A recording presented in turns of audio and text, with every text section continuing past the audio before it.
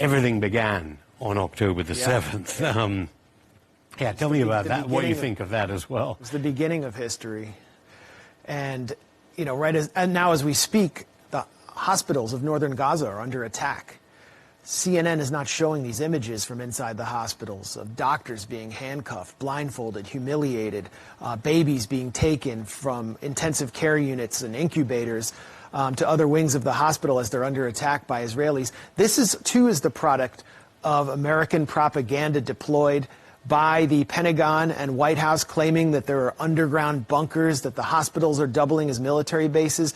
Their intelligence assessments are essentially recycled Israeli propaganda. And we saw the same thing take place after October 7th with the White House green-lighting Israel's genocidal military operation in the Gaza Strip on the basis of lies, deceptions, and distortions of half-truths spun straight out of Netanyahu's office and into the mouth of Biden, starting with the 40 beheaded babies lie. But one of the greatest lies that hasn't been unpacked yet, which I delved into at the Gray Zone, was what actually took place on October 7th, and raising the question of how many Israelis were actually killed by the Israeli military using the same doctrine of disproportionate force and the indiscriminate use of heavy weapons that we're now seeing in the Gaza Strip. And it appears that the death toll was pretty high.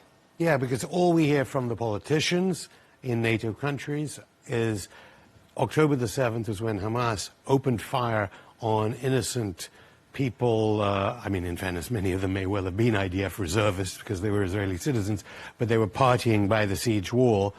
And this was nothing to do with Israeli on Israeli fire. Well, first of all, we now know from official Israeli statistics and confirmed deaths published by Haaretz that at least 50% of those killed were on military bases at the time. They were Israel's Gaza division, which was enforcing the siege of Gaza, active duty soldiers in uniform. They were the main targets of the Hamas commando division, their elite units. And U.S. media Western media never showed the video shot by Hamas and Islamic Jihad commandos by GoPro cameras of them killing these soldiers who had been previously killing them in many military operations.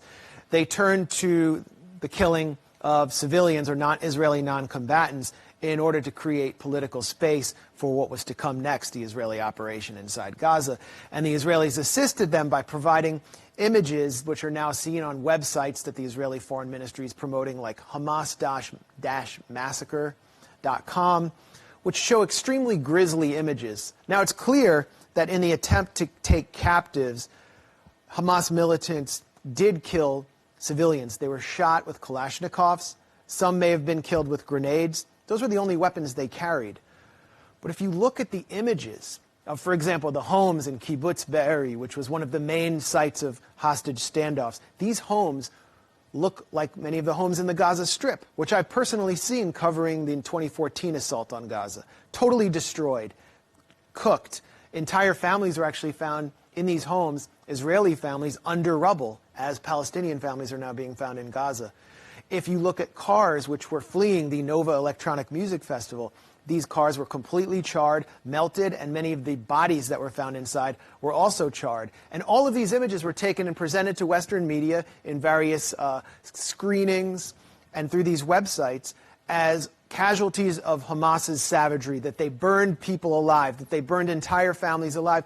And what's absolutely clear and confirmed is that the Israeli military shelled these homes in Kibbutz Be'eri with tanks under orders from the top to, as one kibbutz security coordinator named Tuval Eskapa put it, to shell the homes on top of their occupants, even if they were Israeli. And we can go through so many other testimonies produced in Hebrew media, which I synthesized in my report, to show a systematic campaign of friendly fire ordered from the top of the Israeli military to prevent Hamas militants from taking captives into the Gaza Strip. Is that what Netanyahu means by, oh, when all of this is over, we'll go through about the events on October the 7th? But that still doesn't even explain why it is that at the State Department briefings, you have been at them, journalists do not ask why this phrase beheadings, the phrase rape, used at the UN Security Council. I don't know what you have to say about that accusation, why these words, obviously trigger words, are being used, and as you say, while the horrors of real incubators are on show to the world in social media. Rape, gang rape, burning people alive. Tony Blinken, the Secretary of State, testified before the Senate that Hamas cut the feet off of children. There's no basis for any of this. The real story should have been enough for them to have been able to justify their case. But they needed to go further because they were planning to attack the entire civilian population. And the White House has accepted this. For example, I debunked one new claim of rape put on this Hamas massacre site, which shows a naked woman who had been stripped and killed. This was a photograph likely of a Kurdish female fighter that has been online since at least 2022. I found and what was it tweeted out as evidence by an Israeli? The Israeli Foreign Ministries promoted it as Hamas rape. But if you actually look at the website that I found it on, look at the metadata, it first appeared in June of 2022. I found tweets of this image from later in 2022. So there's no way that this could have happened after October 7th. And they deleted, the Israeli Foreign Ministry deleted this after you pointed this out. Yes, and then you have Yasmin Porat's testimony. She was a woman who escaped the Nova Music Festival, headed to Kibbutz Be'eri, then was holed up in a home during a hostage standoff. She testified to Israeli public radio that everyone who was killed among the Israelis in that home during the standoff was killed by Israeli special forces in what she called crossfire. Undoubtedly, they killed everyone except for the one Hamas commander who was her captor who surrendered.